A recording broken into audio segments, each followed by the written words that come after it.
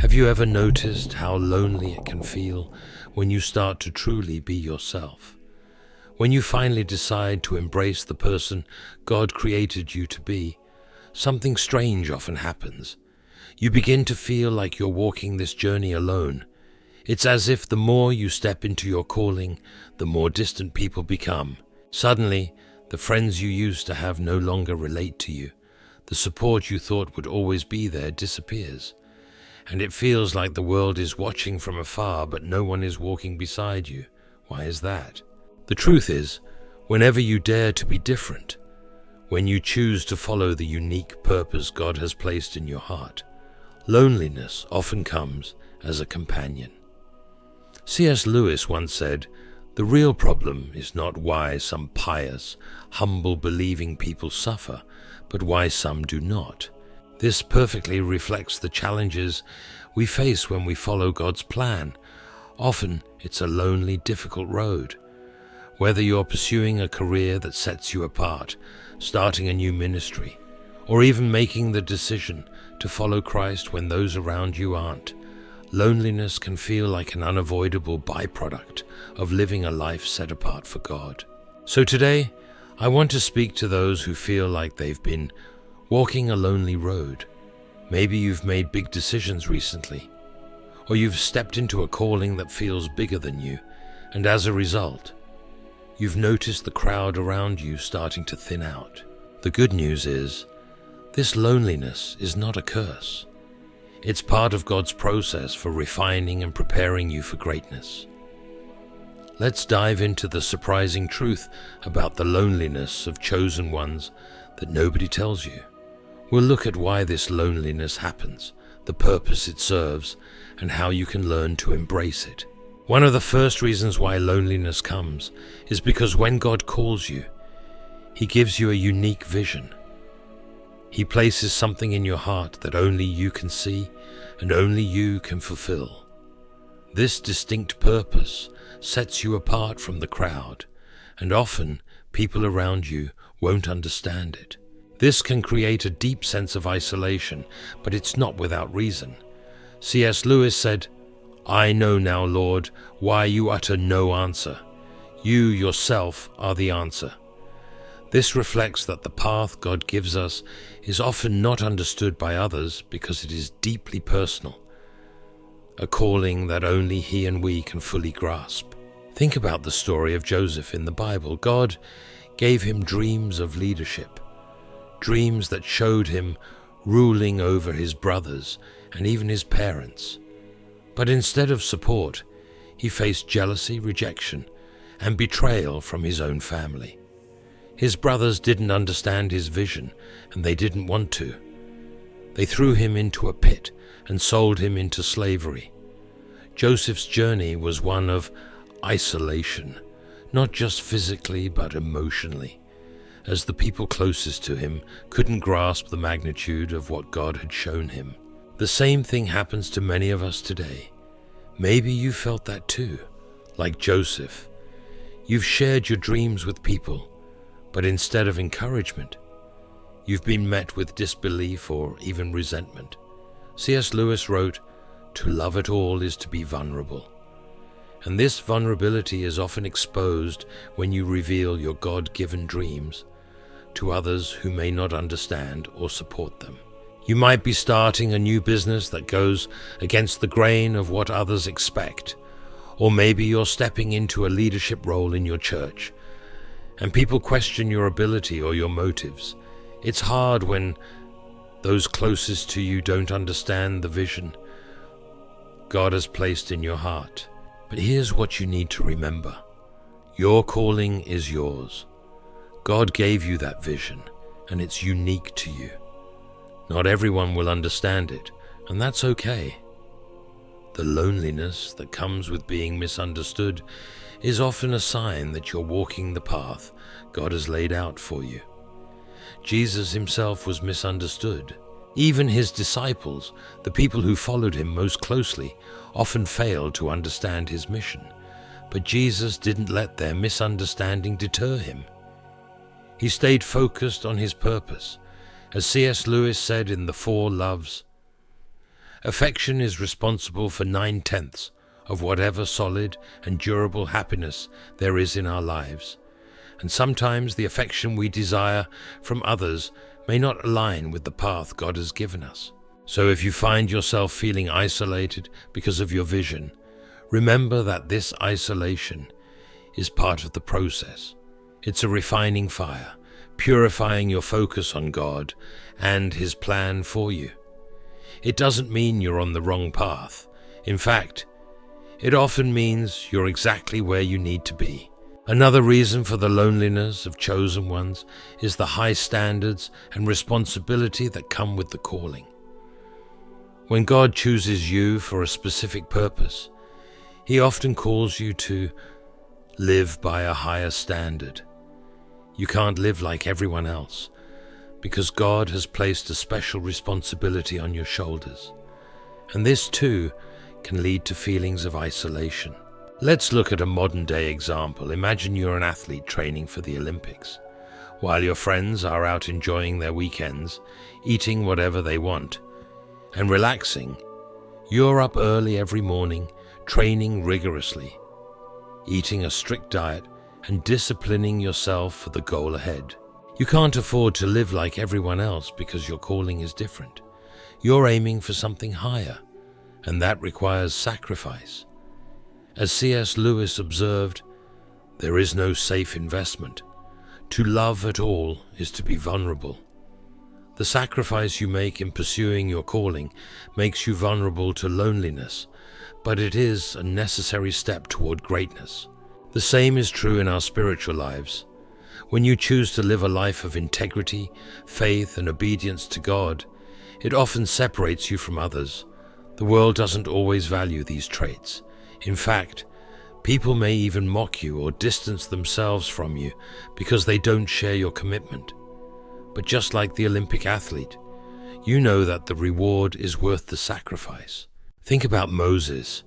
God called him to lead the Israelites out of Egypt, but it wasn't an easy calling. He faced resistance from the very people he was trying to help. He had to confront Pharaoh, lead a nation through the wilderness, and deal with constant complaints and rebellion. Yet, despite the challenges, Moses remained faithful to the high standard God had set for him. His loneliness wasn't a sign of failure, it was a sign of leadership. In our modern context, you might find yourself in a similar situation. Maybe you're a young person committed to living a life of purity in a culture that promotes the opposite. Or maybe you're a business leader who refuses to cut ethical corners, even though it costs you financially. These high standards can make you feel isolated, but remember, they're part of what sets you apart for greatness. C.S. Lewis once remarked, "Integrity is doing the right thing, even when no one is watching." And it is often in this unseen commitment to our values that loneliness can grow, but it is also where character is forged. Jesus himself modeled this for us. He lived a life of perfection, holding himself to the highest standard, even when it meant standing alone. In the Garden of Gethsemane, as he faced the cross, he was alone, abandoned by his closest friends. Yet, in that moment of solitude, he surrendered fully to God's will. His loneliness led to the greatest act of love the world has ever known. If you're feeling the weight of responsibility and the isolation that comes with it, take heart. God has called you to a higher standard for a reason. Your faithfulness in these lonely moments is preparing you for the impact you're going to make. This brings us to another important truth. Solitude is necessary for revelation and growth. Throughout the Bible, we see that God often calls people to seasons of isolation before revealing His greatest plans for their lives. These times of solitude aren't punishments, they're preparation. Think about Jesus' 40 days in the wilderness. Before he began his public ministry, the Holy Spirit led him into the desert, where he fasted and prayed alone. It was during this time of isolation that Jesus overcame temptation and prepared himself for the mission ahead. This period of solitude wasn't wasted. It was essential to his growth and readiness for what was to come. C.S. Lewis reflected on this in A Grief Observed when he wrote, "We were promised sufferings. They were part of the program. We were even told, 'Blessed are they that mourn,' and I accept it. In the same way, many of us are called into seasons of loneliness so that God can do a deep work in us. It's in these quiet, isolated moments that we are stripped of distractions and able to hear God's voice more clearly. It's in solitude that we grow, mature, and receive the revelation we need for the next phase of our journey. For example, think of someone who starts a new business. In the beginning, there are often long hours spent alone, late nights working while others are asleep, and moments of self-doubt where it feels like no one else understands the vision. But it's in those quiet moments, away from the noise, that ideas are birthed, plans are formed, and breakthroughs happen. The same is true in our spiritual lives. Solitude is where God refines us, shapes us, and prepares us for the tasks ahead. We live in a culture that values busyness and constant connection. We're surrounded by social media, instant messaging, and a never-ending stream of information. But often, it's in disconnecting from the noise that we hear God the loudest. Solitude is where you go to be reminded of who you are and what you're called to do. C.S. Lewis knew the value of stepping away from the chaos when he wrote, "It comes the very moment you wake up each morning.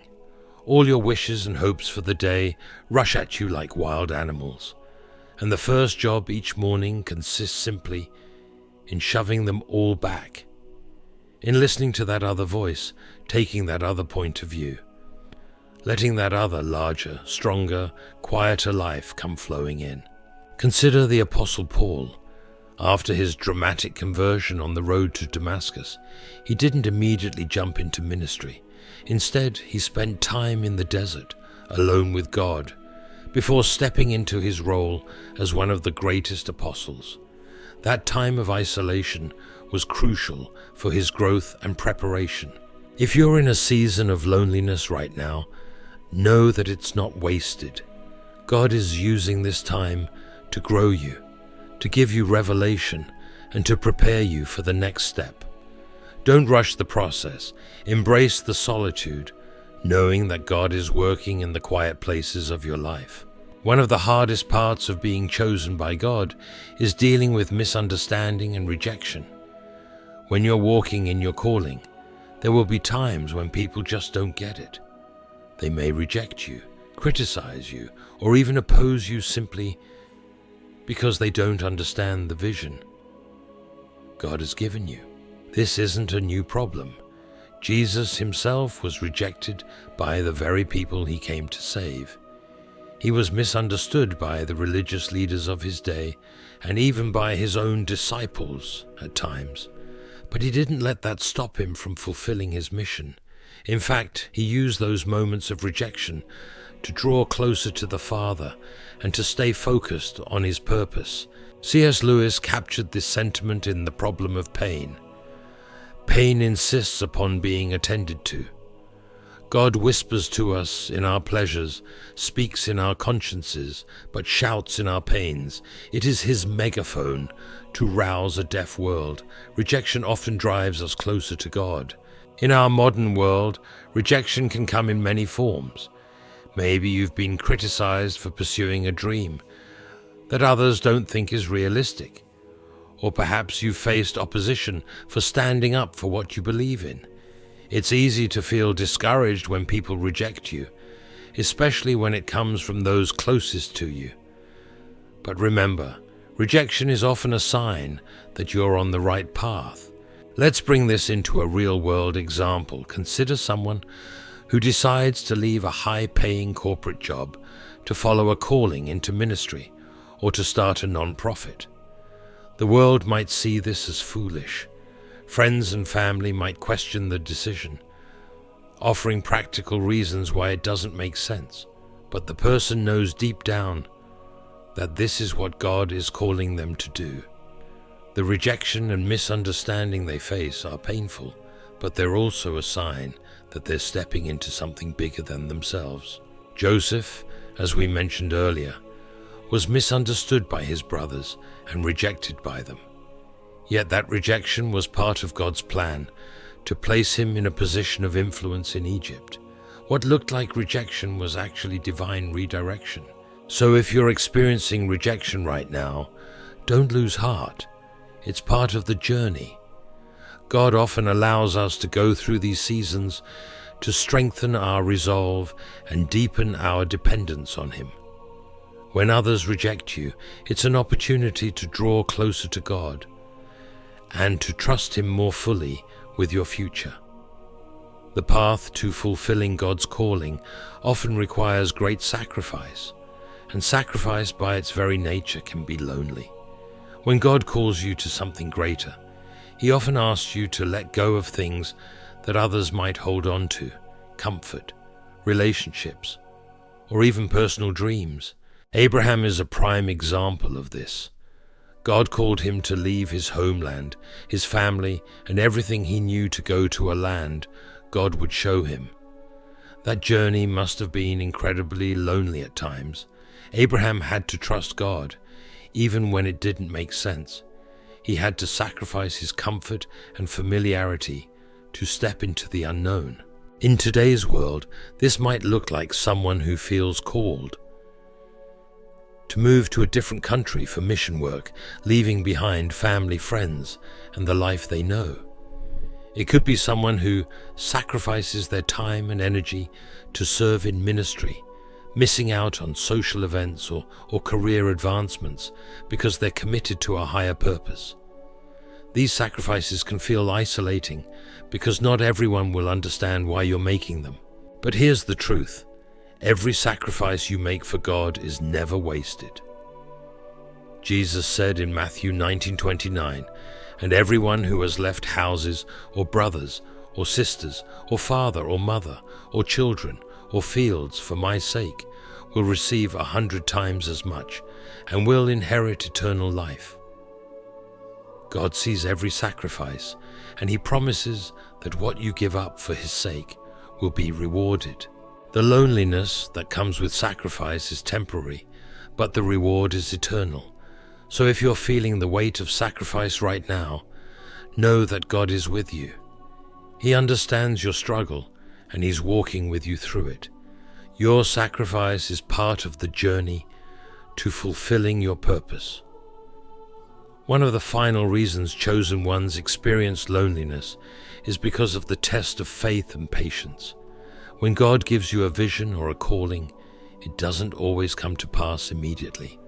There are often long periods of waiting, uncertainty, and testing that can feel incredibly lonely.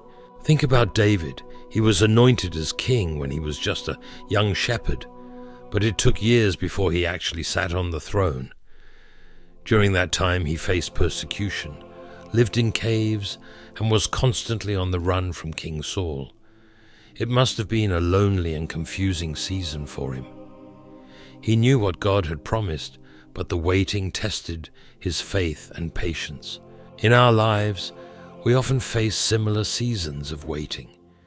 Maybe God has given you a vision for something, but it feels like it's taking forever to come to pass. You've been praying, working, and trusting, but the breakthrough hasn't come yet. In those moments, it's easy to feel alone, like God has forgotten you or that your calling will never be fulfilled. But it's important to remember that the waiting is part of the process. God uses these seasons to strengthen our faith and to teach us patience. He's not delaying His promise. He's preparing you for it. During these lonely times, God is building your character and refining you for the next step. The Apostle Paul, after his conversion, spent years in preparation before stepping into his full calling as a missionary. Those years of waiting weren't wasted.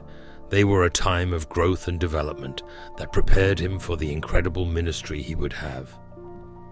If you're in a season of waiting right now, don't lose heart. God is with you in the waiting. He's working behind the scenes, even when you can't see it. Your loneliness in this season is not a sign of abandonment. It's a sign of preparation. The surprising truth about loneliness is that it's not a punishment. It's part of God's process for you. The loneliness of chosen ones is not a sign that you've been abandoned or that something is wrong. It's a sign that you're being set apart. God is using your solitude to shape you, to mold you, and to prepare you for the greatness He has in store. If you're feeling alone today, know that you're in good company. Moses, Joseph, David, Jesus, they all walked lonely paths, but those paths led to incredible impact and influence. Your loneliness is not the end of your story. It's just part of the journey to where God is taking you. So embrace your solitude. Trust that God is working in the quiet, lonely moments. He's preparing you for something extraordinary. You are not truly alone. God is with you every step of the way. As C.S. Lewis said, "Courage, dear heart." That courage will carry you through the lonely seasons to the extraordinary purpose God has prepared for you. Thank you for joining me today. If this message has encouraged you, share it with someone who might need to hear it. Let's continue walking this path together, trusting that God is with us, even in the loneliness.